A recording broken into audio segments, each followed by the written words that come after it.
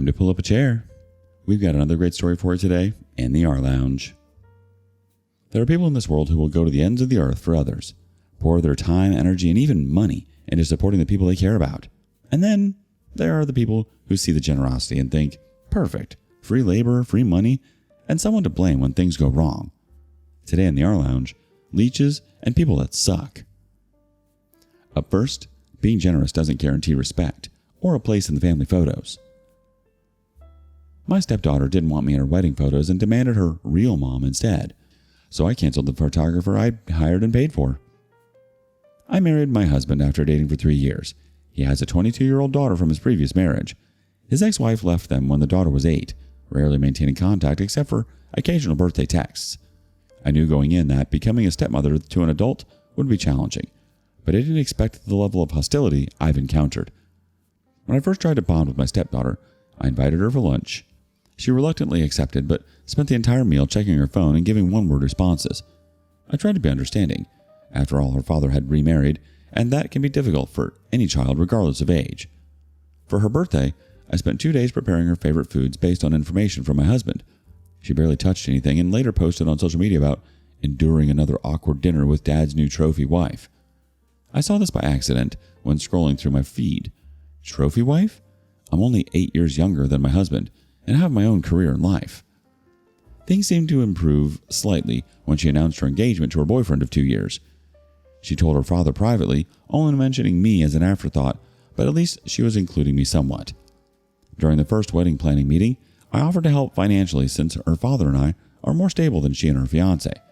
She accepted the money but excluded me from most decisions. I later discovered that she had been in contact with her biological mother for the past year. She never mentioned this to her father or me. I found out through a social media post when she tagged her mom. This was surprising since, according to my husband, his ex had essentially abandoned them years ago and had minimal contact with their daughter. As wedding planning progressed, my stepdaughter asked if I would pay for the wedding photographer as my contribution. The package cost $5,200, which included engagement photos, full wedding day coverage, and all edited photos. I agreed and signed the contract with my credit card. I wasn't invited to the engagement photo session, but saw the pictures later when she posted them online. They turned out beautifully, and I was happy that at least my financial contribution was helping create lasting memories for her. I hosted and paid for her bridal shower. Her biological mother didn't attend.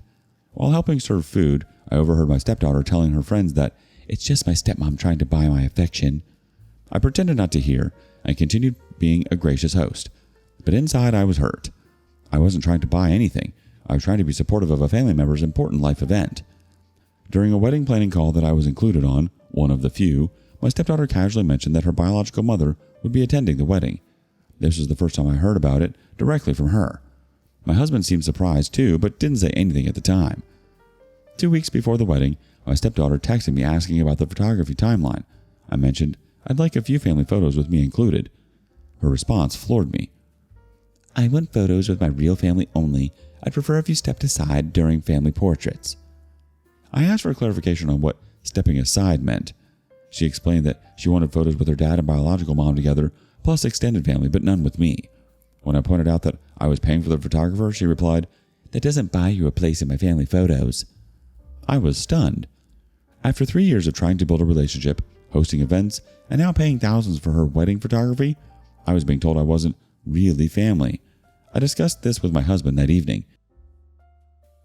He said he understood why I was hurt, but asked me to be the bigger person and let his daughter have the wedding she wanted. I reminded him that I'd been nothing but supportive for years while being treated like an unwanted accessory. 2 days later, my stepdaughter sent a detailed photography schedule. There was a 2-hour block for family photos where I was explicitly not included. I was only allowed in the general guest group photos. Seeing it laid out so formally made it even more hurtful. After thinking it over for a day, I made a decision. I contacted the photographer and canceled the contract. I accepted the cancellation fee of $1,500 but got $3,700 refunded. I didn't tell anyone immediately.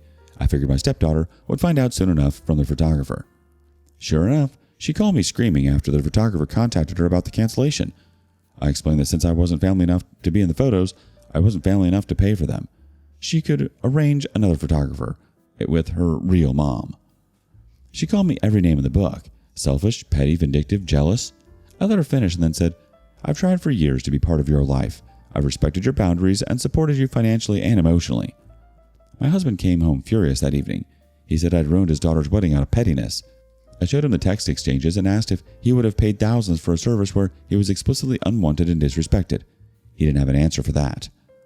The next day, my stepdaughter showed up at our house with her fiancé, demanding I reinstate the photographer. I refused. She threw another tantrum while my husband stood there saying nothing. I told her that she had two options, include me in the family photos or find another photographer. She stormed out, saying I was trying to manipulate her special day. After that, I received a barrage of texts from her friends calling me selfish. One even suggested I was jealous of her relationship with her real mom. My husband was sleeping in the guest room and barely speaking to me. I started to question if I had overreacted, but then I remembered the cold calculation in her messages. She was fine taking my money, but didn't want me in her memories. As the wedding week arrived, my stepdaughter announced on social media that her evil stepmother canceled her photographer last minute. Her biological mother commented that she always knew I was trouble. The irony of being called evil by a woman who abandoned her child. The wedding day came. I didn't attend. My husband went alone. I spent the day with my sister, wondering if my marriage was over. My sister was firmly on my side, pointing out that no one should expect to treat someone poorly and still benefit from their generosity. The day after the wedding, I saw social media posts from the event. They had found a last-minute student photographer who did a mediocre job. There were multiple photos of my stepdaughter with her biological mother and father playing happy family. The lighting was poor in most shots, and many important moments seemed to be missing or blurry. When my husband returned home, he was still angry but slightly deflated. Turns out the biological mother had made a scene at the wedding, got drunk, and tried to give an impromptu speech about how she never really left her daughter's life. This apparently caused tension with several guests who knew the truth about her absence. The perfect family photos my stepdaughter had envisioned were tainted by her mother's behavior. My husband and I are still not really talking. He thinks I should have just paid for the photographer anyway. I think I finally stood up for myself after years of being used as a wallet while being treated like an outsider. I don't regret my decision, but I do wonder what this means for our future. Was I wrong to cancel the photographer? I don't think so. I believe there's a difference between being generous and being a doormat. I was willing to contribute financially to my stepdaughter's wedding because I care about her and her father. But when she made it clear that my value was only financial, something in me snapped. I've spent 3 years trying to build a relationship with her. I've been patient with her coldness, understanding of her adjustment period, and generous with both my time and money. In return, I've been mocked on social media, excluded from important events, and now explicitly told I'm not real family. The most frustrating part is that my husband can't seem to understand. He's so afraid of losing his daughter again that he's willing to let her treat me however she wants. I understand his fear. She's his only child, and he already experienced her mother abandoning them. But enabling her poor treatment of me isn't the answer. I think what hurts the most is knowing that I tried so hard to be a positive presence in her life. I never tried to replace her mother. I just wanted to be another person in her corner. My sister suggested that this might be a blessing in disguise. Now that I've stopped playing along with the charade, everyone has to confront the reality of our family dynamics. My stepdaughter has to face the consequences of treating people poorly.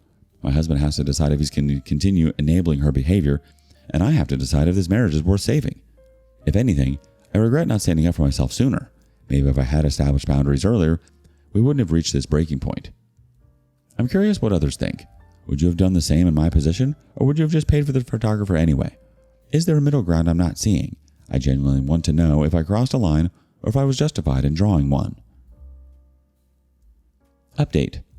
First, thank you to everyone who commented on my original post. I was overwhelmed in the responses, both supportive and critical. Many of you asked for an update, so here it is. 2 days after my last post, my husband finally asked to talk. We sat down at the kitchen table, and for the first time, he opened up about how he really felt watching his ex-wife at the wedding.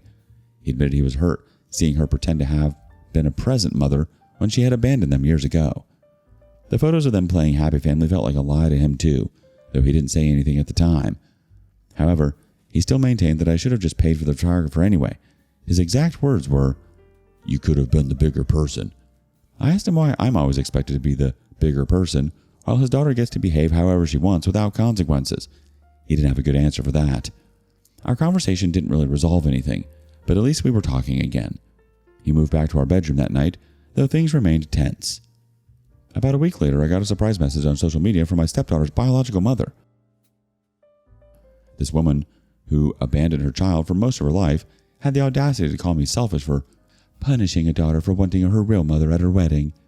She went on about how I was trying to erase her and take her place. The hypocrisy was stunning considering she had erased herself for over a decade. I blocked her immediately and also restricted my stepdaughter on all social platforms. I was done with the drama and public shaming. My mental health needed a break from constantly being villainized by people who barely knew me. 2 days later, my stepdaughter showed up at our door unannounced, asking to talk to her father alone. They spoke for about an hour in his study while I stayed in the living room. When she left, my husband told me she had wanted money for the honeymoon they couldn't afford now that her mother had bailed. He had refused, telling her that she needed to figure it out with her new husband. He also told me that he had made it clear to her that any future relationship with him included respecting me. She apparently didn't take that well and left in a huff. Today, my husband apologized to me for not standing up for me before the wedding. He said he was so afraid of losing his relationship with his daughter that he enabled her poor treatment of me. We're slowly rebuilding our marriage, though there's still work to do. You didn't cancel the photographer out of spite. You canceled because you were being asked to foot a bill for an event you were being openly excluded from. There's generosity and then there's being used. She made it clear you were only welcome as a source of money, not as family, and no reasonable adult would continue paying under those conditions. Your stepdaughter's behavior wasn't just rude, it was cruel. She accepted your support, mocked you publicly, hid her mother's involvement, and then explicitly barred you from family photos after taking thousands of your dollars. You didn't ruin her wedding. You refused to bankroll a fantasy where you were expected to pay but not exist. And judging by how things played out, it was probably the first time anyone required her to face consequences. If someone openly disrespects you but still expects your financial support, do you keep giving? Or do you finally say, enough? Up next, some relationships start with sparks and butterflies. Others start with, move in so you can clean my house and raise my kids. Am I the a-hole for wanting to break up with my boyfriend of 6 months? Okay, so me, 23 female, my boyfriend, 32 male, have been together for about 6 months. We met through a mutual friend and basically hit it off the moment we met. Great conversation, great chemistry, and he checked all my boxes for a partner. A little backstory. I met him about a year after leaving my relationship of 8 years. He also had just ended his marriage with the mother of one of his kids. He has 2. I never saw a partner having kids as a bad thing. I've always loved kids and have always admired people who stood up to raise kids that aren't their own. My stepdad, my step-grandpa, my aunt and uncle. Non-blood related to me, but all played huge parts of my life and have all raised kids that aren't theirs and are amazing, loving step-parents. When we met, I was living with my grandparents at the time because I had just moved across the country after I ended things with my partner of 8 years. I'm also a part-time student, and I work part-time. Between work, school, and studying, my plate is already full. When my boyfriend and I first got together, I'd cook and clean when I came over as a nice gesture because I can see his hands were full working full-time and being a father of 2 kids. He has full custody of the oldest and 50-50 of the youngest. He would constantly bring up how nice it was whenever I came over. He would mention that since it's such a long drive from where I was staying with my grandparents to his house, that I should just move in. I kind of laughed this off at first because we had been dating for such a short amount of time. At the time, it was only 1 or 2 months. He ended up convincing me to move in at that time, and it sounded like a good idea to me. He told me we would have more time to spend together, more time to go on hikes together. I should also mention that I'm a very active person. I go to the gym 3 or 4 times a week, hiking, horseback riding, or any physical activity that I could possibly do in my free time. When we first started talking, my boyfriend made it sound like he was into all of those things too, talking about how he was raised on a farm, how he just never had the time, and if I moved in, that me helping around the house and with the kids, it would free up more time for us to spend together. Fast forward, I moved in, somewhat against my grandparents' wishes. They think boyfriend is a good guy, but don't think that he's the guy for me.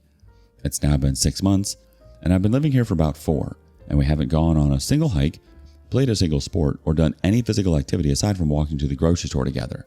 I brought up multiple times how physical activity and an active lifestyle are things that I need for my mental health and physical health. Whenever this is brought up, he constantly brings up how we have no time, and that the gas money alone it would take to get to these things makes it not worth it. Mind you, whenever he does have free time, he spends it on the couch watching an anime for hours at a time, or on video games for a kid for up to 6 to 8 hours at a time. All the while I'm left with 2 kids to look after, a house to clean, and dinner to make. Now my boyfriend is a good guy. He's a patient father and a kind boyfriend. But I feel like he is stuck in his ways, or too comfortable with the life that he has now to consider my feelings and change. I feel like I have become some sort of replacement for his ex-wife or live-in nanny. It would also make a good time to mention he likes to make jokes about how a young woman's place is in the kitchen, how cooking and cleaning is for women, and he only helps when we are having food that needs to be cooked on an outdoor grill, as I'm not allowed to touch it because he thinks it'll break. I was also under the impression when I moved in that he would be paying for all of the bills, the house bills and his bills. I pay for my own bills. Being as how I make minimum wage and work 20 hours a week, I can barely afford my own bills, but lately he's been asking me to pay $500 for rent. Mind you, this is half of my monthly income, and if I did pay it, I wouldn't be able to afford my own bills.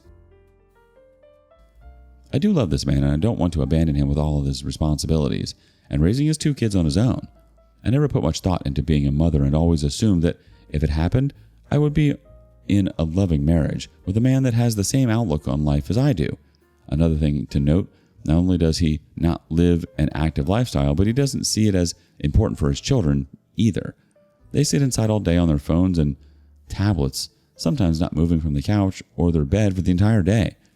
It makes me sad, but since these are not my children, I have no authority to put them into sports or to take them to do any physical activity.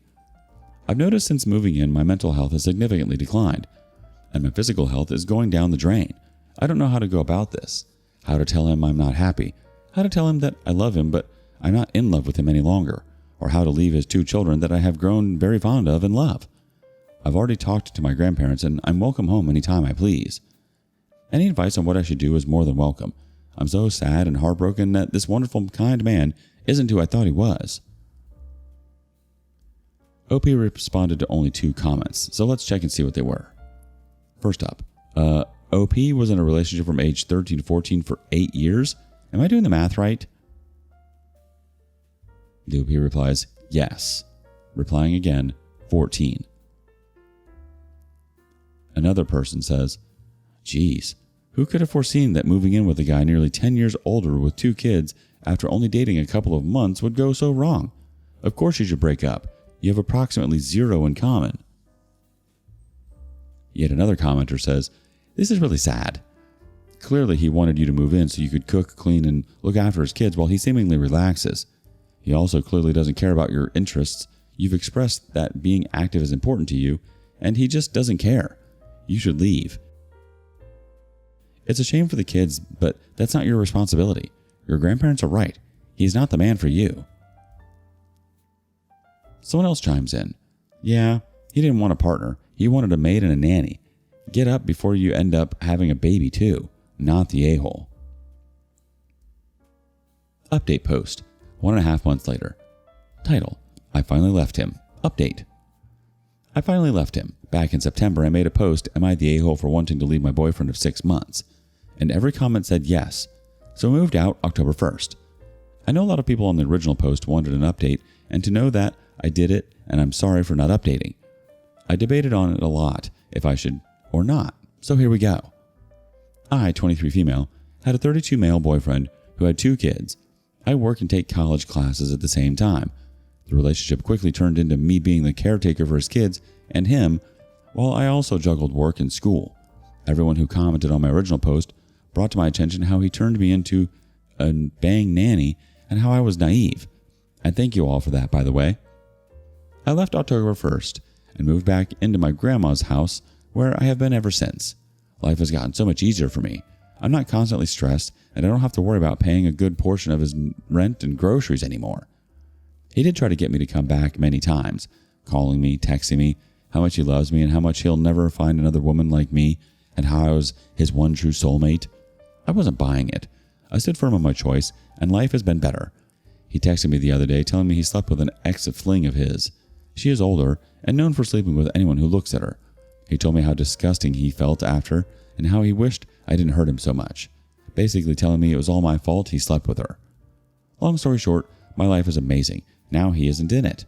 I've gone on 2 girls trips and 3 solo hikes, and my smile has never been brighter. I owe it all to you, Reddit. This man didn't want a girlfriend. He wanted a mother, a maid, a free live-in childcare service, and apparently a motivational speaker for his completely fictional, active lifestyle. He sold you, we'll go hiking together, but what he meant was, I need someone to pack the snacks while I sit on the couch, marathoning anime like a sentient beanbag chair. Then, just for flair, he adds, I slept with someone else and it's your fault. People say this all the time, but you actually dodged a bullet. You're out here living your best life. Girls trips, solo hikes, sunlight, movement, happiness, all the things you were promised but had to leave him to actually get. Would you stay in a relationship where you felt more like a live-in nanny than a partner? Do you have a similar experience? Share it with us in the comments below. And thank you for joining us today in the rLounge. Be sure to like and subscribe and hit that notification bell so you don't miss out on our next video. Until next time. And please put your chair back where you found it.